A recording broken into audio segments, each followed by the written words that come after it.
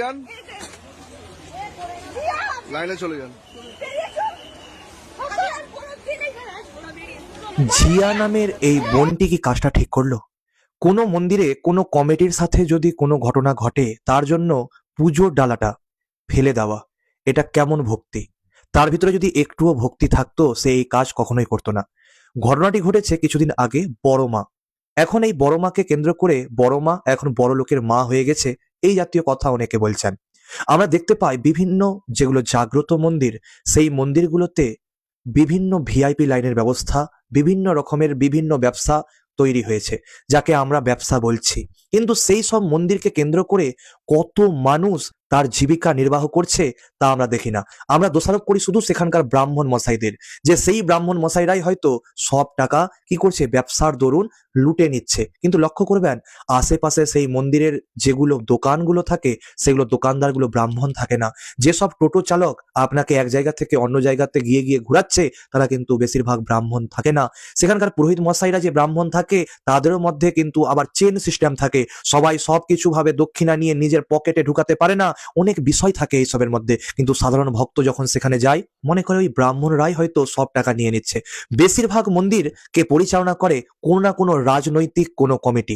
যে রাজনৈতিক ধরে নেন কমিটিগুলো সেখান থেকে মোটা পরিমাণে ট্যাক্স বা মোটা পরিমাণে সেখান থেকে টাকা নিয়ে নেয়, সেই টাকাগুলো দিয়ে তারা রাজনৈতিক বিভিন্ন ফায়দা লুটে, আর সেই সব ওই ভিআইপি লাইনের মাধ্যম থেকেই নেওয়া হয়।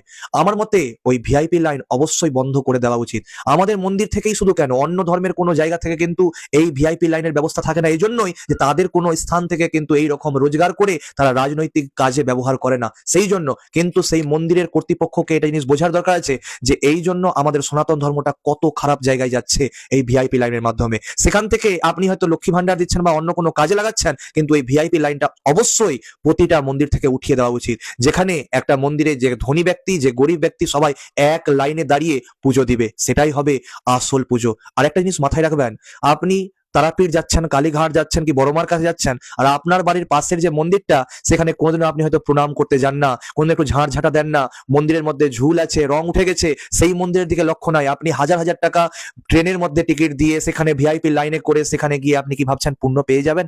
কখনোই ভগবান পুণ্য দিবে না। এইভাবে আপনাকে প্রথমে নিজে থেকে ভক্ত হতে হবে।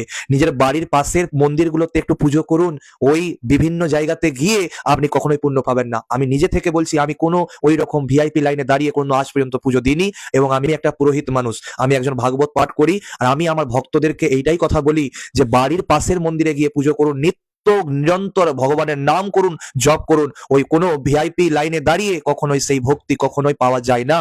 আর এই বোনটাকে বলবো, এই বোনটা শুধুমাত্র ভিডিওর জন্য এই কাজ করেছে। এই বোনটি বলছে লাইনে আমি দাঁড়িয়েছিলাম, জল আনতে গেছিলাম, কতটা সত্য সেটা তারই প্রোফাইল এই যে দেখতে পাচ্ছেন। সেই প্রোফাইলের মধ্যে যেতে গেলেই আপনারা বুঝতে পারবেন এই ডালা ফেলার কিন্তু কোনো জায়গাতে তার ভিডিও দেখায়নি সে। কিন্তু সে ডালাটা ফেলে কি ঠিক করেছে না ভুল করেছে, আপনারাই বিচার করবেন। আপনার সাথে কমিটির ঝামেলা হতেই পারে, আপনি চলে আসতে পারতেন বা তার আশেপাশের কোনো মন্দিরে পুজো দিতে পারতেন, কিন্তু সেইখানেই আপনাকে ডালাটা ফেলতে হবে, এত কোনো মাইনে রাখে না। আপনাদের মতামত অবশ্যই কমেন্টে জানান। আমি সর্বশেষে একটাই কথা বলবো, ভিআইপি লাইনে দয়া করে কেউ দাঁড়াবেন না, আর সেই সব মন্দিরকে সরাসরি বয়কট করুন যেসব মন্দিরে এই জাতীয় ব্যবসা করা হয়। ধন্যবাদ।